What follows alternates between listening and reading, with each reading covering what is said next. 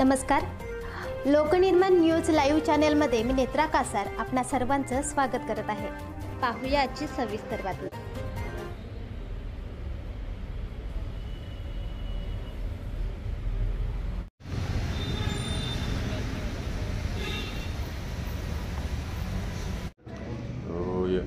आता साहेब दिलं तर बरं होईल लवकर। जसं जरांगी पाटलांनी गुन्हा दाखल करण्याची मागणी केली त्या दृष्टीने काही काम करतोय का आपण?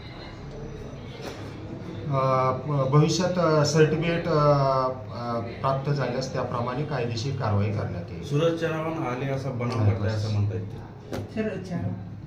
वाटलं काही झालं तर बिलकुल कट करू सर। गुन्हा दाखल करण्यात आलेला आहे आणि सूरज चव्हाण यांना काय कुठल्या कायदेशीर प्रक्रियेखाली अटक केलंय का सोडलंय, काय नेमकी प्रक्रिया करण्यात आली? सदरचा गुन्हा हा रविवारी दाखल करण्यात आलेला होता। एकूण 10 आरोपी होते। त्यामध्ये आज अखेरपर्यंत यातील मुख्य आरोपी सूरज चव्हाण आणि इतर 9 आरोपींच्यावर कायदेशीर कारवाई करण्यात आलेली आहे। तसेच एक आरोपी विषयी तपास चालू आहे।